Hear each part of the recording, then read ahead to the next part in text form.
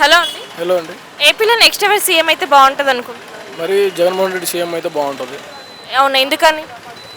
అంటే ఇన్ని రోజులు ఆయన సంక్షేమ పథకాల గురించి చూశాడు కానీ డెవలప్మెంట్ సరిగ్గా పట్టించుకోలేదండి. తర్వాత వేరే వాళ్ళు వచ్చినా వాళ్ళు కూడా సంక్షేమ పథకాలపైన దృష్టి పెడతారు కానీ డెవలప్ పైన దృష్టి పెట్టట్లేదు.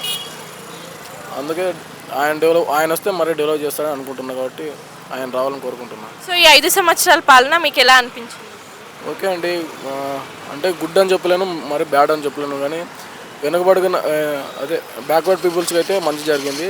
బట్ చదువు చదువు వచ్చిన అబ్బాయిలకి అయితే ఏం లేదు.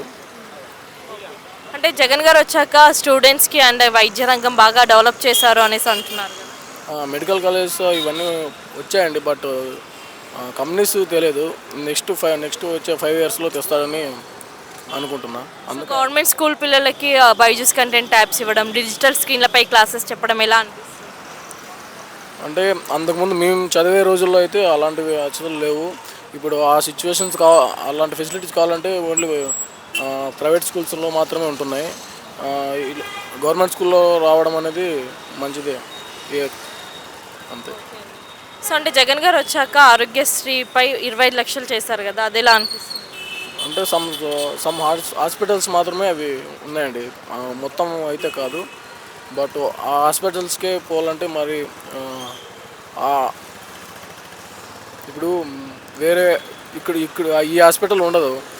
మనం అర్జెంట్ కావాలంటే మరి అది మైనస్ అంట. అది మైనస్ అండి.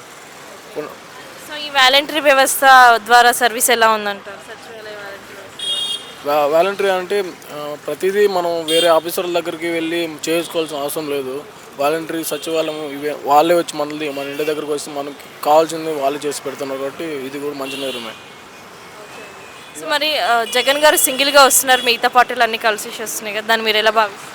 సింగిల్గా వచ్చినా అంటే వాళ్ళు ఎంతమంది వచ్చినా ఈయన ఒక్కడే ఉన్నాడు కాబట్టి ఆయన ధైర్యాన్ని మనం మెచ్చుకోవాలి. ఆయన చేసిన మంచిని ఆయన నిలబెట్టుకోవాలని ట్రై చేస్తున్నాడు. దానికి మనం సపోర్ట్ చేసి గెలిపిస్తే బాగుంటుంది. పవన్ కళ్యాణ్, చంద్రబాబు నాయుడు, జగన్ గారు వీళ్ళల్లో జనాలు ఎవరిని నమ్ముతారు అనుకుంటున్నారు? ఆల్రెడీ పవన్ కళ్యాణ్ నమ్ముతారు కానీ బట్ ఓట్లు ఎవరు వేయండి పవన్ కళ్యాణ్కు.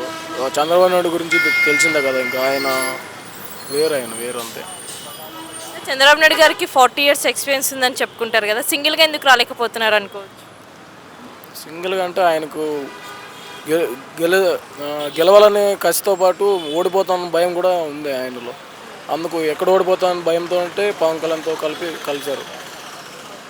సో షర్మిల కాంగ్రెస్లో కలవడం మీకు ఎలా అనిపిస్తుంది? నాదొక వెన్నుపోటని నేను భావిస్తున్నా. వైఎస్ఆర్ కుటుంబానికి ఒక మచ్చ. మరి జగన్ గారు మళ్ళీ సీఎం అయితే మళ్ళీ ఎలా ఉంటుంది అనుకుంటున్నారు నెక్స్ట్ పాలన? నెక్స్ట్ పాలన అయితే హైదరాబాద్ కాకుండా కొంచెం డెవలప్ అయితే చేస్తారని కోరుకుంటున్నా. ముక్కలు epic next CM Jaganmohan Reddy.